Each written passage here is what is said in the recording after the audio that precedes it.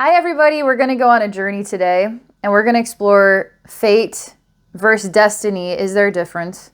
But we're going to look at fate in conjunction with Nordic mythology. So we're going to go down that path in order to explore a connection here, or maybe some separate pathways and the meaning of them both. I had a comment on the last video I posted and I just feel in the mood to explore this. The comment was asking me if there was a difference between fate and destiny. What do you guys think? If I were to talk about, well, that's fate, and that was meant to be, there's a destiny, right? So there's destiny to it. So it's like, well, it was my destiny. It just fell into place. It was my destiny. It was fate. So they seem to kind of come together. So different words that mean the same thing. But is it possible? Is it possible that there's some nuances here that are worth exploring? I mean, it's always worth it, right? So thank you so much. You shared a really neat story. And I'm going to just read the story really quick, but then, yes, we'll go look at this. Because you're asking, if I could do a journey to see the three fates themselves from Nordic mythology. And you share this cool little story. I heard a tale about how a country in India once chose a new king every 10 years. And at the end of the 10 years, the old king would be placed on an island that was barren and full of snakes and quickly die. One smart young man, after being chosen as king, set about his duties diligently as a king, but also sent a group of architects, of town planners, farmers, merchants, etc., to the island and started building a beautiful city and landscaping it, making it fruitful. After 10 years, when he was disposed as king and a new one chosen, he was deposited on the island. Now here's the key words you use. Although he had met and fulfilled his fate, he mastered his destiny. So he met and fulfilled his fate, he mastered his destiny. As though they're two separate things. I feel like that's interesting. If we were to change these words around, so although he had met and fulfilled his destiny, he mastered his fate. I like the way you wrote it better than the other way. All right. So, I was pondering a bit on this because we're talking about Nordic mythology, and I like inside here, I can't remember everything. So I had to go inside the phone to pull out some information. So in Norse mythology, there we have these Norns, okay, the fates, and one is Erd, the past, and then another one is Verdandi, what is presently coming into being. That's how they wrote it. And the third, Skuld, what shall be. So the future. And so we have, I don't know if I'm pronouncing these right, but we have Erd, Verdandi, and then we have Skuld. Okay, so like past, present, future. These three are essential, right, to creating then the story of the world. And therefore, if your fate, right, your fate has already been created, and so you're just living out the story, your destiny, right? The fate. So that's what we're going to go down that path. But I was also kind of curious because they're talking about mythology too. And, there's Greek mythology. There's lots of different mythologies out there. But I was just thinking about this as well. So we have Greek mythology. We have three as well. Fates, okay? Clotho, who spun the thread of human fate. Lachesis dispensed it. And Atropos cut the thread, determining the individual's moment of death. So it's all very fun stuff to think about, isn't it? Okay. I'll put a link in the description if you guys are interested, if you haven't watched that last video. I just keep the door open and channel some wisdom for us. And the wisdom is kind of looking at when life when you have motivation to move forward, but life keeps you at a standstill, what is going on? Is there something you're lacking, or is there something you're avoiding? So in the avoiding concept, the universe is saying it's time to slow down. It's not for you to just achieve all your greatest works today. It's for you to slow down and go within for a time. But we also talk about destiny and free will even as a concept of chaos, because if we had nothing but free will, imagine a toddler with nothing but free will. Like there has to be some boundaries here. There has to be some patience. There has to be some realism. But how is the toddler to understand that? Then the parent kind of guides the toddler in the best way they know how. And even us as parents, we want our free will to be infinitely accessible. I can do whatever I want. I'm the God creator. But we can't really understand the value of not having access to everything that you want. So free will could be considered chaos on some level. So yes, that's part of the topic for that. Anyway, I'll put a link in the description. I'm going to close my eyes here. We're going to get back to Norse mythology, the Fates.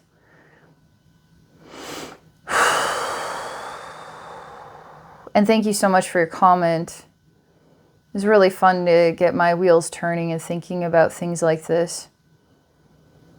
Right now, I'm just clearing my energy fields. I'm just sitting still right now, so I'm not thinking with my mind. I'm just being present like still pond. And in that still pond, I'm kind of organizing my relationship with all this information without thinking. I feel that it's like a sense of digestion happening in a silent place inside myself. So that's what meditation does. You don't need your mind to, conquer life. You actually can silence it and discover there's a mind deep down inside of you that is profound. So if you can learn how to harness that, it just gives you a different kind of experience of life. You can experience life however you want. I can't say that it's... I can say that it helps me to feel more of a vast connection with the universe, because I don't want to live inside a small box that I can't understand the boundaries that I'm putting myself in. Like, I want to continue to expand, and if I use my mind, I find it lacking. I want to use something deeper than the mind, because that deeper place gives me access to more of an infinite sensation, a sensation of my soul. That's just my preference. I haven't found that going around in circles in my mind necessarily gets me where I want to go. I find when I can turn off my mind and be still, something extraordinary happens. Something that I couldn't have thought up happens. So that's where I'm at right now, vibrationally just chilling here. Digesting the information so I can send it out then to the universe, and then discover what echoes back inside myself, so we can have this conversation about the Fates, Norse mythology, but also fate versus destiny. Are they the same, or could they be different? I mean, I think that sums it up, right?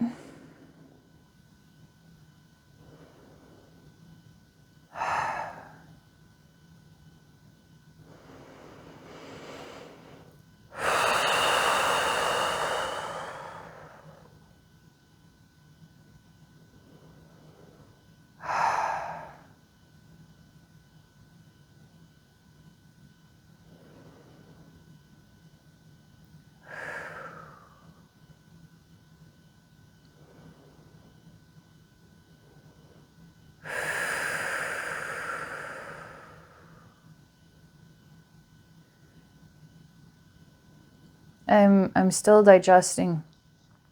I don't want to jump into this too quick.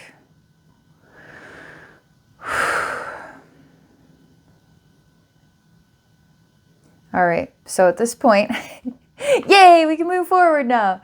I'm just going to open a door to the universe here, and we're going to get to know the fate of the past, the present, and the future. Let's see here.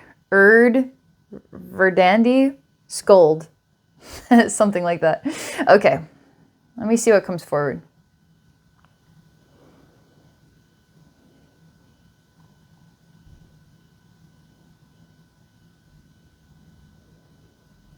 Interesting. I smell incense.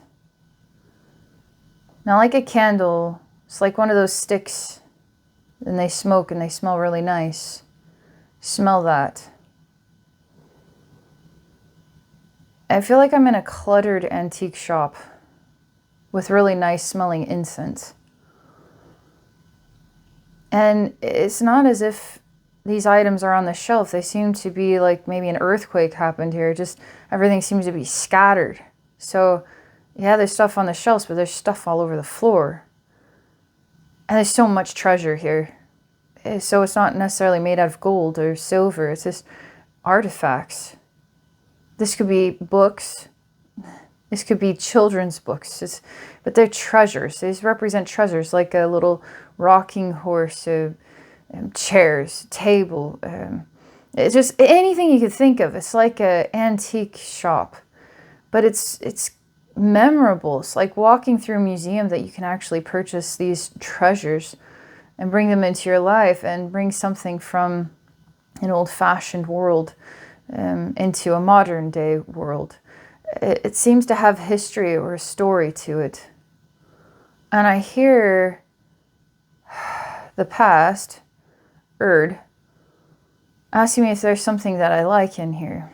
Then immediately I ask Erd, why is everything scattered? Like I could step on something and break it on accident. And what if that is the something that I want? But then I'm not going to want it because it's broken. She laughs when I say that. Oh, you have a sense of humor? I'm going to pause for a minute.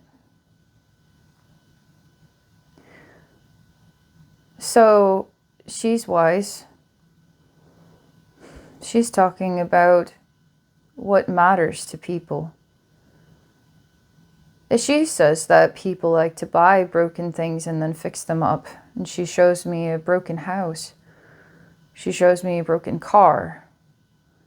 But it's also a treasure because, boy, if you can fix that gorgeous 19th century home or something, like you could make it extraordinary, you know?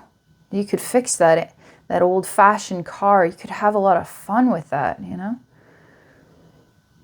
So not to mind the broken things, because sometimes the joy is in the refurbishing or the enhancements, the work put in to create something beautiful. At the end of that, she asked me if I know what she means. I say, you have to be the type of person that wants to put the time in.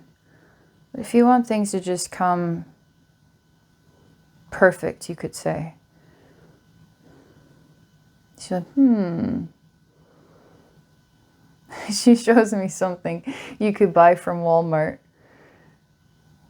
And it's like, is this perfect? I say, it's useful. And maybe the price is right, which makes it perfect to somebody, you know, who needs that. That's a good fit.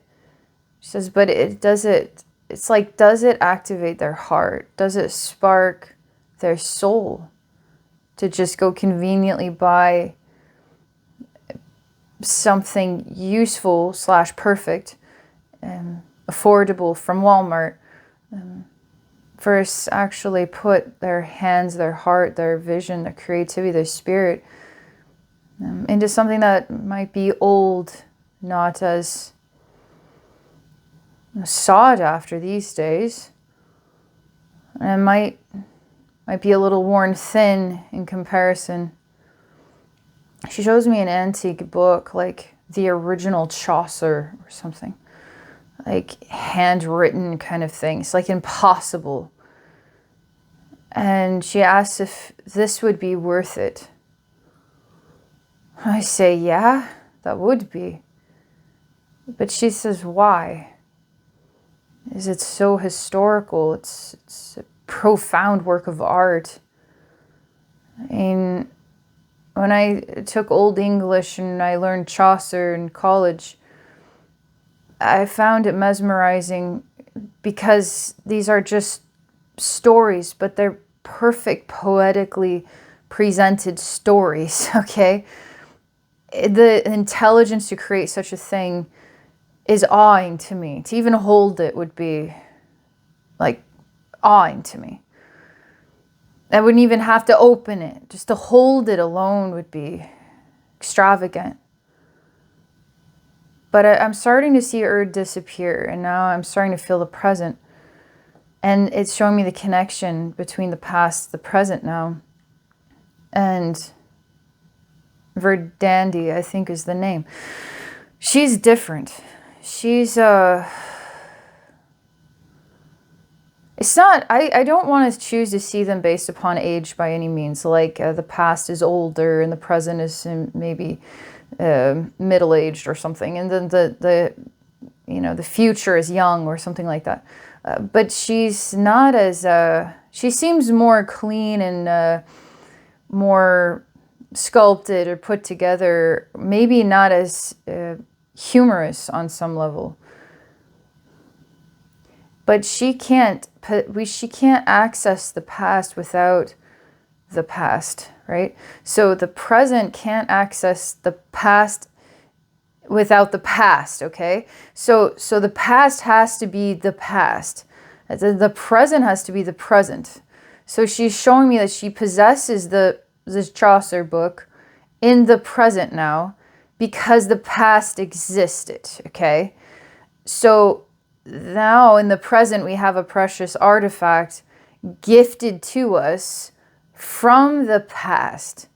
Now we have it here in the present. So she can't exist without the existence of what was. It is still accessible today. Now she's talking to me about Walmart as well. Convenience and price and usefulness gets the job done in the present. But what is the preciousness then of the past?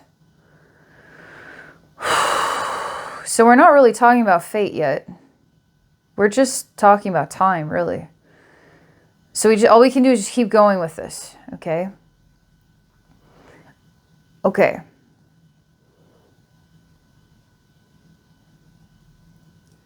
There's something not right here. I actually walk into her vision of Walmart and I'm looking through some cheap furniture. Or maybe it's, sometimes I say, how can they charge this for this piece of crap? It's like, no, like this should be $10, but yet it's 50. I don't understand it. And so some of this stuff is like shocking to me and confusing to me because the price isn't right, in my opinion. And it's useful, but it's overpriced on this one. And they didn't even build it right. Like whoever built this and put it on display in the store, they didn't do a good job. You failed. And then the pricing is wrong. Yes, I do that. Okay. But I'm walking through here and I see it's like a graveyard. I'm walking through here and it smells like graveyard. How do you describe what a graveyard smells like? It's decaying things. It doesn't smell like a garbage, like you go to a landfill. It doesn't smell like that. Maybe it smells more on the mustier side. It's just, the smell reminds me of decaying things. But it's not putrid. And I don't want to touch any of this stuff. And it's soulless. It has no soul to it. And I find it disturbing, to be honest. And I see that the smiling humorous type from the past is giggling about what makes our world a precious world. Is it the past that gives us the preciousness to rejoice in the present because it gives us things that only the past could provide. And what is the present providing us? Is it something worth embracing in the future? She shows me that table, because I remember that table so distinctly. And it was just like some octagonal thing. It was really short and it had like 3 skinny legs. And the whole thing was dumb. And it was like, okay, this isn't even put together right. It's not even flat. It's just, and you're trying to sell this. You're trying to sell me this item. No, you failed. No, nobody should buy this. It says, just get it out of here. And it's this sad, broken, soulless, convenient thing. And I don't know why. It's making me feel like emotional inside. I see everything, which I like Walmart, okay? But this is how it's presenting itself. Because I like convenience and I like affordability. I do. But not that side table. No. Anyway, all this stuff is starting to flake. Like it's, I see like the whole store, okay? Like I'm looking from above and I can look from the ground and I can see it all simultaneously. And this whole store is starting to flake. And all these flakes are just, it's almost like ash. They're just going up in it. And I start to see like convenience gets thrown away, but the inconvenience lasts forever. Like, was it inconvenient for Chaucer to spend a whole lifetime, okay, creating this work of art? That was, you could call that from our modern day times, maybe it was inconvenient on some level. I mean, it took his whole life to do this. And what are we spending our whole lives doing? What is our life projects? And then how are we offering? Do we not have time to put our spirit into the things that we do? We just don't have time for it. So we have to minimize and reduce and simplify and create convenience, more convenience, more convenience. And then I start to hear this word convenience store.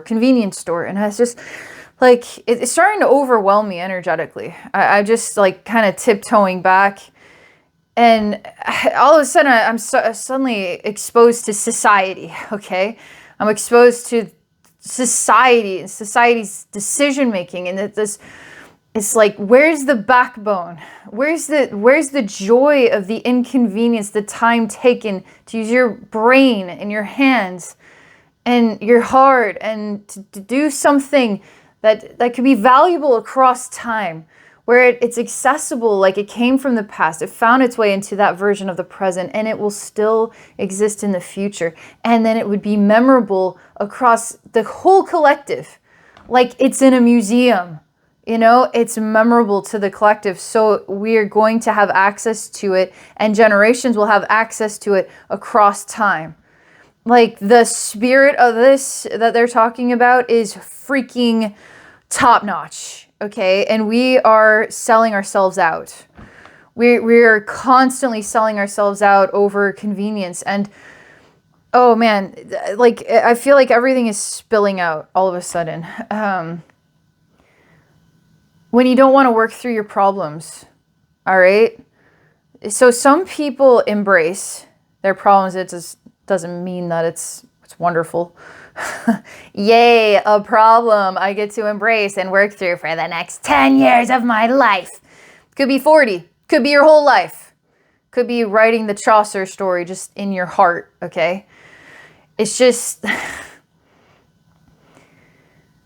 you spent your whole life doing it, you know? Whether anybody knew about your heroic feat of facing this problem, it's you faced it. And it's respected in the spirit realm, just so you know. We know each other. Everybody knows everybody in the spirit realm. And the feeling of it is through a human experience. Like when I feel the presence of a soul that took the time to live and to face their problems, I'm like, whoa, wow, you're wafting with awe, okay? But then it's like the convenience, like, yeah, I understand. I get it. But you don't move my soul. Like, cool, but you don't move my soul. You don't waft with awe, okay? And so I'm not sure why, but I'm getting to this like silent point where I just need to stop for a minute. Because everything was spilling out. It was getting really loud. It was getting really overwhelming there. And now it's all getting quiet. It's almost like I have to honor the future still. Like I kind of said some stuff, okay? So just, I don't know where I was going with that last point, but I have to just let it go. Okay, now let's go into this future.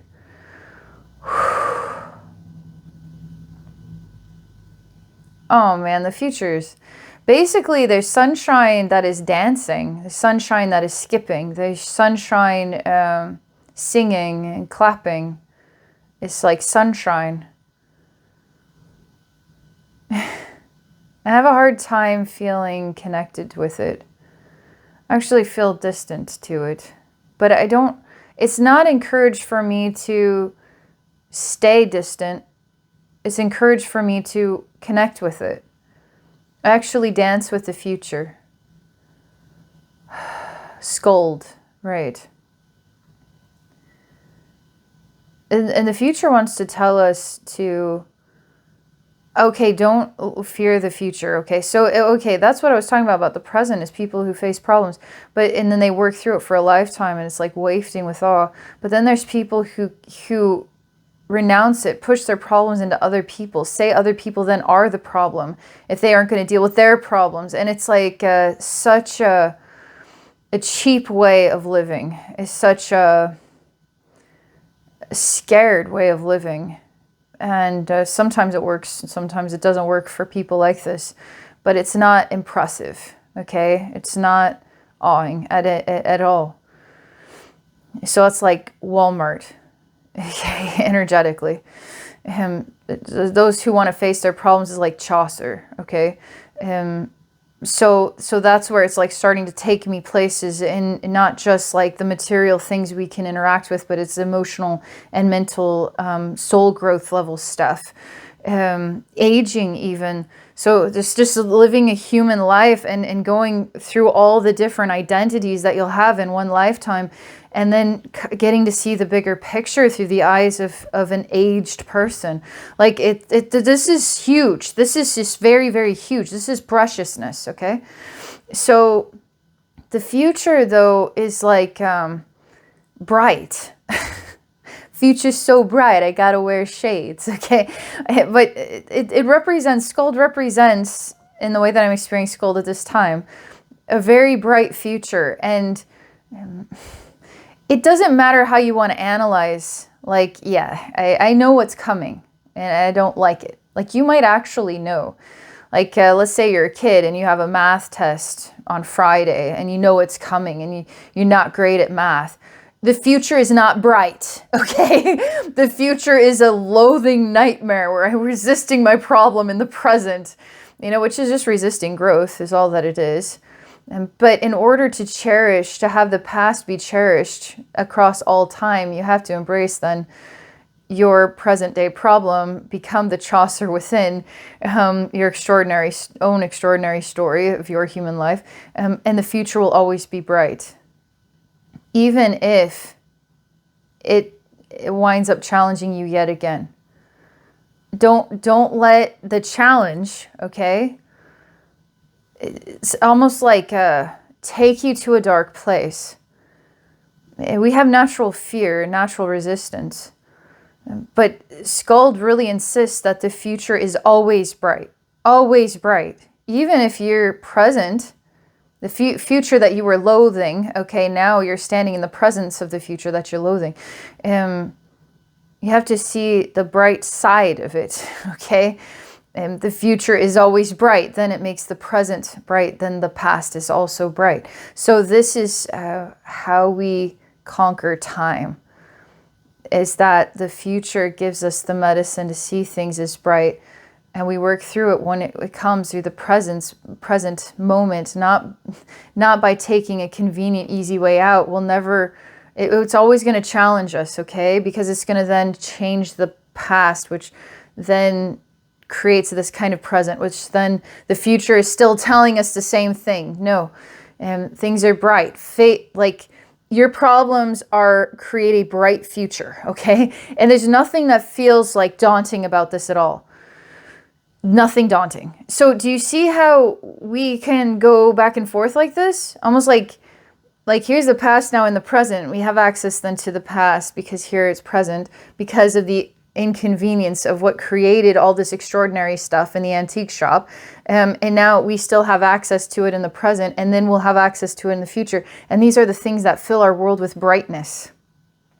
That's literally what they're saying. But then it also kind of goes the other way. Like in the present, here we have the future. Now we get to the future, but the future then becomes the present, then becomes the past. So how are you going to let the sun shine upon our world?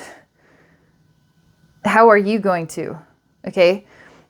And I see all of them. I see all three of them now coming forward as unique aspects of time, but also as the presence of one whole.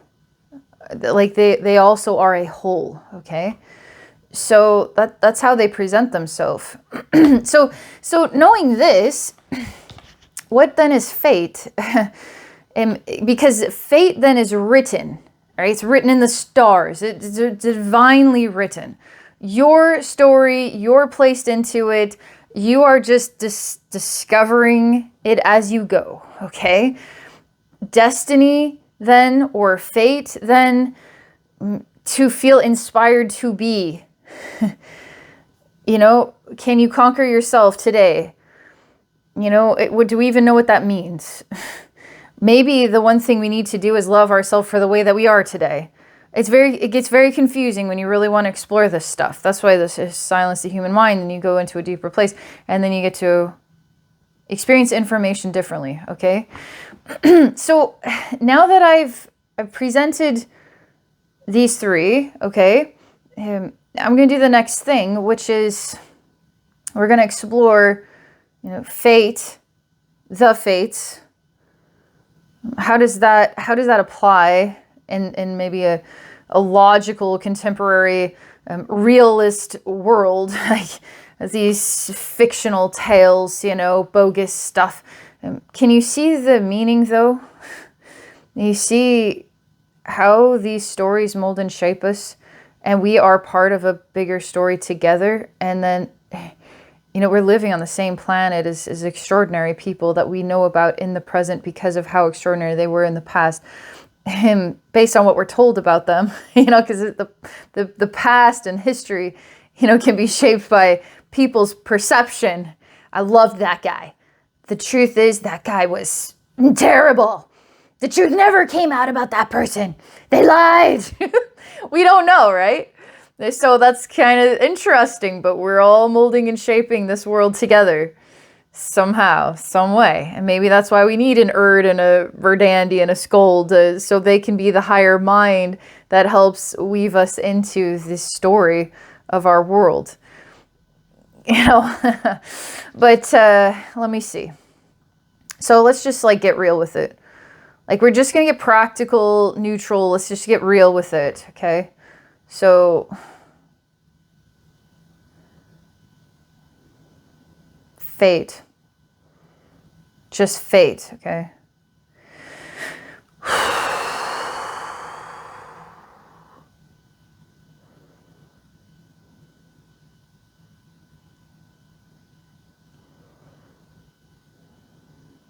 I feel silent. I feel like I'm kind of standing waiting for something to happen. And I was just like standing in the dark. There's nothing really to see here. Sort of saying fate. There's not even an echo. It's just dull, okay? But there is someone coming. And this someone has a bell. And this bell is given to me to call upon the fates. The question is, can you change your fate? Do you own it?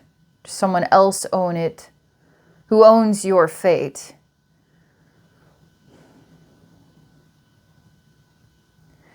What if I say I don't want to change my fate? all of a sudden I hear this, like, who doesn't want to change their fate? Like, if you're falling into the pit and you're broken and you still have to climb your way out of this, like, don't you want to change your fate? like you hear these stories about here's my my Swiss Army knife and I'm cutting my own hand off to survive this horrible event and hiking. It's just like, oh my God. Don't you want to change your fate? I'd like to keep my hand, please. Sometimes, you just live with your fate. You live with an opportunity to make a decision about life and death. It's up to you, right? So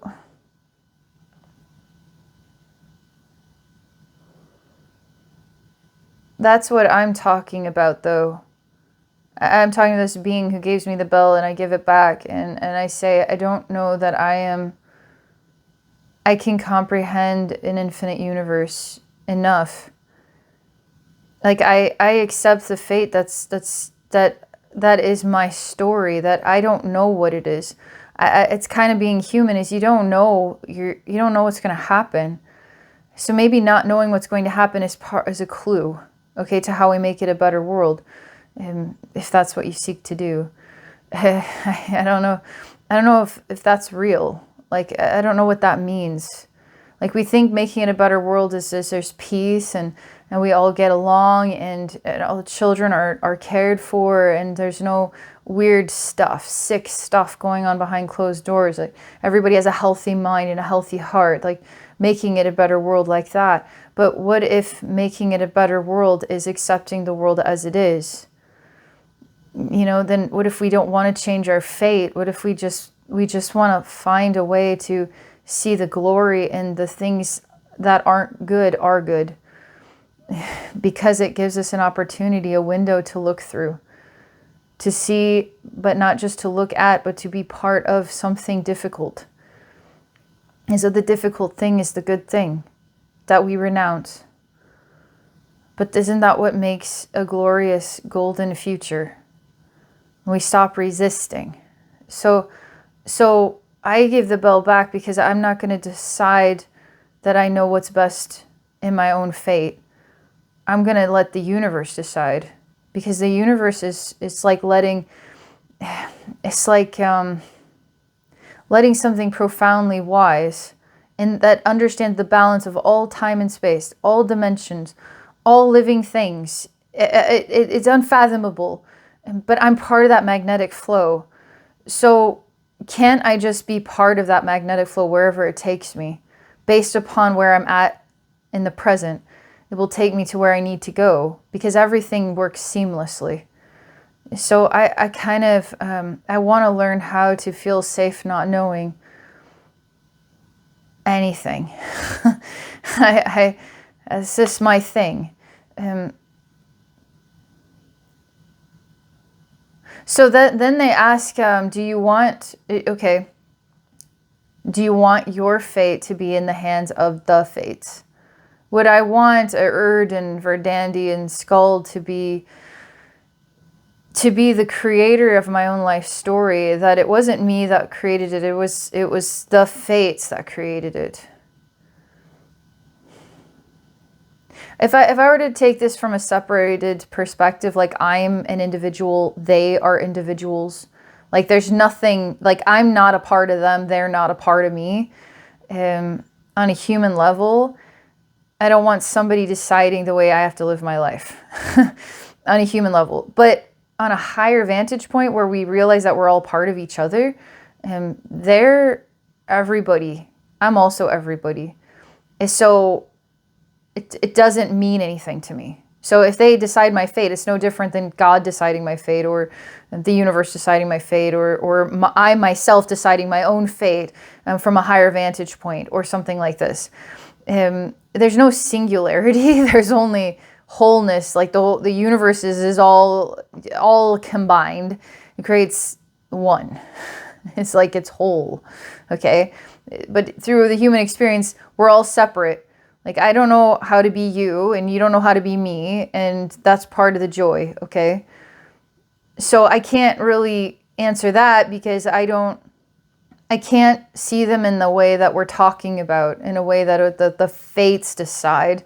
Can I get the fates to change my fate? It's like I am the fates. God's the fates. Like, we're all the fates. You're the fates deciding my life for me. Okay, we're all the fates. So I'm kosher with that. Like, why not? It's like it's the magnetic universe is deciding my fate. So it's either science, or it's a nothing, or it's a something, or it's some three women. You know, it's all the same. Okay, well, what about now? We're going to explore the word destiny. Because who do you call upon when it comes to destiny?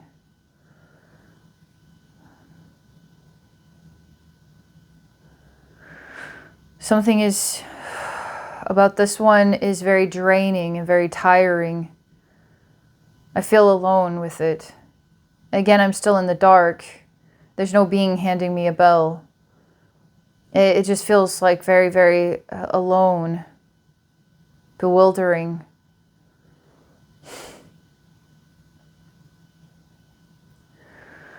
I'm in the energy world. I'm going to cry. So in the energy world, because it's really painful for my soul. So it's interesting because if I explore fate, I'm giving a convenient little bell to call upon the fates in order to change my fate. And it makes it more of like a... I find it more playful, more charming, more cute. This destiny energy I find debilitating. So my soul then cries. And my soul doesn't just cry, my soul weeps.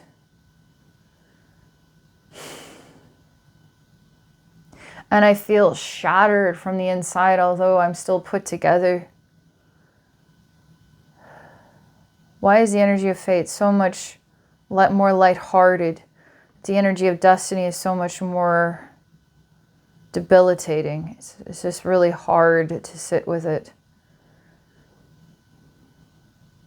I feel like all the evil of the universe is, in a way, bringing up everything that ever tormented or pained my soul. And I have to sit with it.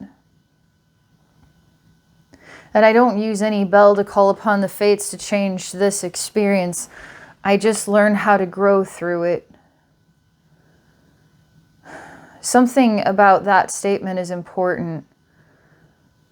So if destiny comes knocking and it's like the angel of death, you sit with it, okay? You weep with it if you have to, but you grow through it. That's the extraordinariness. That's maybe mastering your destiny. Is that how you wrote it? To master one's destiny. Destiny energetically is more like a very scary being, but it's not to be afraid, so to speak, it's to be impacted by. Like, truly turn inside out, truly lose yourself and not know who you are anymore. And then weep over that and try to find yourself again, but you're just forever lost. And then weep over that. And then in infinite time, you gather all that you are as a new being. And you still weep because of everything that you went through in order to get to this point. So there's a lot of like death energy about it. And then the question is, do you ever really master your destiny? Because the destiny it's always energetically presenting itself here as carrying grief with it. But do you ever look at how difficult life experiences changed you and they made you a better person, but yet you feel the grief of time that changed you into the person you didn't want to be, even if it was a better person? I didn't decide that I wanted to be that better person, so I had to go through all this in order to achieve that. It's like I'm grateful, but I still feel the pain of the transformation. So you feel then the destiny sort of saturated within you. Is this pain to it. So if we want to talk about fate, it seems to me that, I mean, we're kind of paralleling fate with the Norse mythology.